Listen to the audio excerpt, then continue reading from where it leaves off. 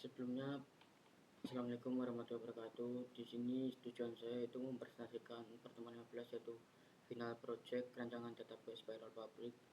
Perkenalkan, nama saya David Febrianto dengan NIM 230411100062 dengan kelas basis data C, basis data 2C.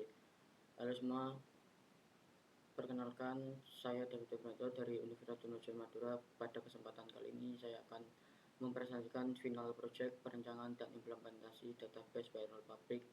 Proyek ini bertujuan untuk mendigital dan mengoptimasi sistem pencatatan kehadiran hingga kalkulasi penggajian karyawan pabrik yang kompleks. Kita masuk pada bagian RD. Kita masuk pada bagian pertama yaitu arsitektur database. Database ini dibangun menggunakan RDBMS MySQL dan mengimplementasikan arsitektur relasional yang dinormalisasikan dengan total 9 tabel. Pada di samping itu 9 tabel. Secara logika saya membagi menjadi 3 pilar utama. Pilar master data, terdapat tabel departemen dan jabatan yang menjadi referensi utama untuk tabel karyawan. Di tabel jabatan inilah settingan besaran gaji pokok dan tunjangan disimpan. Selanjutnya, pilar operasional dan transaksional terdiri dari tabel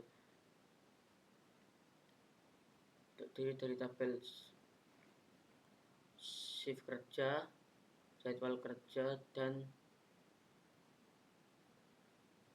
absensi. Desain ini memisahkan antara jadwal yang seharusnya dengan realisasi jam masuk dan keluar dalam kurung clock in atau clock out secara aktual. Pilar selanjutnya pilar finansial dan audit meliputi tabel payroll sebagai header bulanan, detail payroll untuk rincian per individu, serta sebuah tabel audit log khusus untuk melacak histori generate data secara sistem.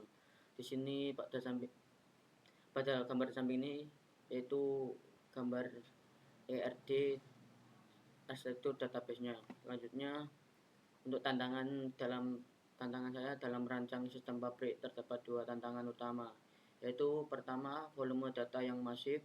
Bayangkan sebuah pabrik dengan 500 karyawan yang absen setiap hari dalam sebulan. Kita harus mengolah lebih dari 15.000 baris data absensi. Tantangan kedua adalah kompleksitas perhitungan.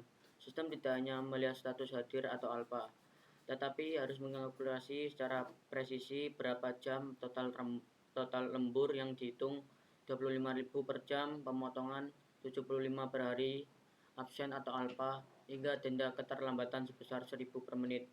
Jika logika kalkulasi agregasi seberat ini ditarik dan diproses oleh bahasa pemrograman di sisi back-end, akan terjadi bottleneck memori dan aplikasi rawan mengalami timeout. Di sini yaitu gambar tantangan yang saya taruh sini. Untuk selanjutnya yaitu solusi. Bikin declared FID payroll integer, insert payroll, periode bulanan, periode tahun, tanggal, proses status payroll, total gajian, value P bulan, P tahun, per date, diproses. Set ID payroll sama dengan last insert ID, titik 2, insert into detail payroll, dalam kurung ID payroll, ID karyawan, gaji pokok, tunjangan, upah lembur, potongan gaji bersih, status bayar, koles sum, jam lembur, dalam kurung 0 kali 25 S upah lembur. Dan selanjutnya, solusi untuk mengatasi bottleneck tersebut adalah dengan mendelegasikan seluruh business login ke dalam engine database itu sendiri menggunakan storage prosedur. Pada proyek ini saya telah menyusun 3 prosedur utama yang cukup kompleks. Sebagai contoh, pada perhitungan gaji bulanan saya menggunakan perintah join ke 4 tabel sekaligus dan mengimplementasikan fungsi QLS untuk menangani nilai 0.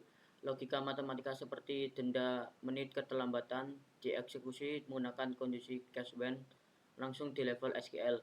Hasil kalkulasi bersih kemudian diinsert secara otomatis ke tabel detail payroll.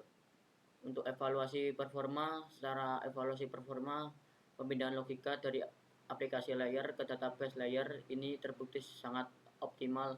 Beban netbot I garis miring O, pengiriman data bolak-balik antara server aplikasi dan database menjadi nyaris nol. Selain itu, integritas data sangat terjaga. Penggunaan primary key dan foreign key constraint serta penerapan indeks pada kolom, periode bulan, dan tahun di tabel payroll membuat eksekusi tutup buku generate ribuan data gaji bulanan dapat diselesaikan hanya dalam hitungan detik dengan tingkat akurasi 100%. Di sini yaitu dokumentasi evaluasi performanya. Selanjutnya, pengembangan lanjutan menambahkan fitur MySQL Event Scheduler agar storage prosedur pengajiannya berjalan secara otomatis di latar belakang setiap tanggal 25 setiap bulannya. Selanjutnya menambah fitur MySQL Event Scheduler agar storage prosedur pengajian berjalan secara otomatis di latar belakang setiap tanggal 25 setiap bulannya. Demikian presentasi saya untuk mengenai database payroll pabrik. Terima kasih atas perhatiannya. Apabila salah kata, saya mohon maaf. Assalamualaikum warahmatullahi wabarakatuh.